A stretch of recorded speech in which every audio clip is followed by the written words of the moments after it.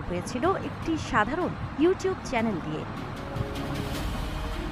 12 June ইতিহাস গড়েছেন জনপ্রিয় ইউটিউবার জিমি ডোনাল্ডসন, যিনি বিশ্বজুড়ে মিস্টার বিস্ট নামে পরিচিত।